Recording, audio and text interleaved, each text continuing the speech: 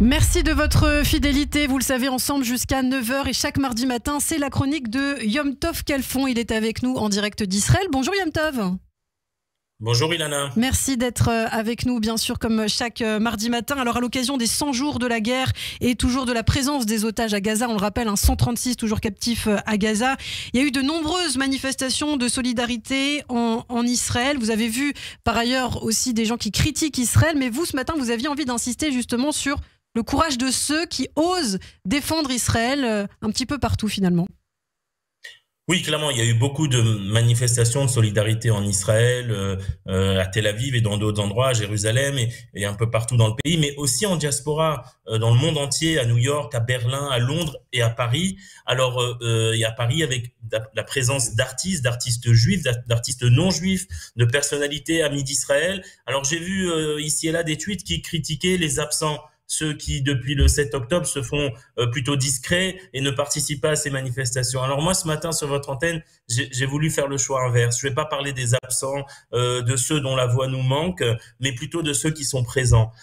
Et ça m'a fait très plaisir de voir sur les quais de la Seine des personnes comme Patrick Bruel, Pascal Elbé, Michel Boujna, Philippe Lelouch, qui étaient là et qui avaient du courage, parce qu'on sait qu'il faut du courage pour participer à ce genre de manifestations et qui ont montré leur présence. J'ai vu aussi qu'à Tel Aviv, Yvan Attal, Arthur, alors je dis des noms parce qu'il faut aussi dire les noms et les remercier, les féliciter, mais au travers d'eux, ce sont aussi tous les autres que je n'ai pas cités et qui participent aussi, évidemment des personnalités de la communauté juive, mais pas seulement. Nous avons eu aussi des personnalités non juives qui n'ont pas eu peur d'exprimer leur voix. Je pense là notamment à Caroline Fourest, à Abnous Chalmani, à Laurence Ferrari, à Sophia Aram, et je pense que c'est important de les citer, de parler d'eux, de les féliciter parce que il y a une très grande campagne pro-palestinienne, pro-Hamas de partout sur les réseaux sociaux. On voit bien que dès qu'il y a quelqu'un qui écrit quelque chose de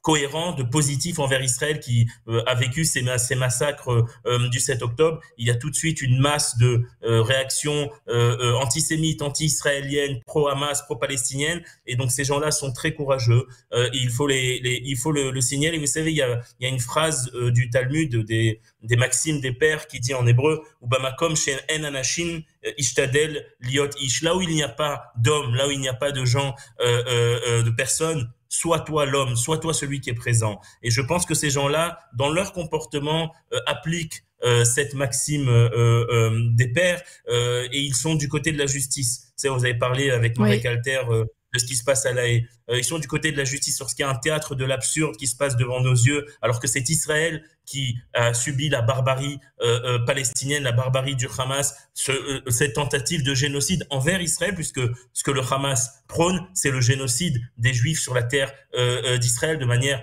complètement déclarée dans leur charte et dans toutes leurs déclarations, même après le 7 octobre. Vous savez, il y a une montre à Téhéran qui mesure la fin, l'extermination d'Israël. Donc, s'il y a bien un pays qui est en danger, qui est menacé d'extermination, de génocide, c'est une fois de plus le pays du peuple juif. Et dans ce théâtre de l'absurde, il faut féliciter ces gens qui savent être du bon côté de l'histoire. C'était le cas il y a un peu plus d'un siècle avec les gens qui ont soutenu le capitaine Dreyfus, c'était le cas avec les résistants qui se sont battus contre le nazisme, et c'est le cas aujourd'hui avec toutes ces personnes qui sont du côté d'Israël, juifs ou non, et il faut le rappeler, les féliciter, les remercier. Ce sont eux qui ont raison, et lorsque l'histoire regardera ce qui s'est passé depuis le 7 octobre 2023, l'histoire avec un grand H se rappellera de ces gens-là. Eh bien, merci beaucoup Yom Tov Khalfon. Effectivement, une chronique qui rejoint un petit peu ce que disait Marek Alter, parler des gens qui font le bien au milieu de tout ce chaos et cette anarchie mondiale. Merci beaucoup Yom Tov Khalfon d'avoir été avec nous. On vous retrouve chaque mardi matin sur Radio J.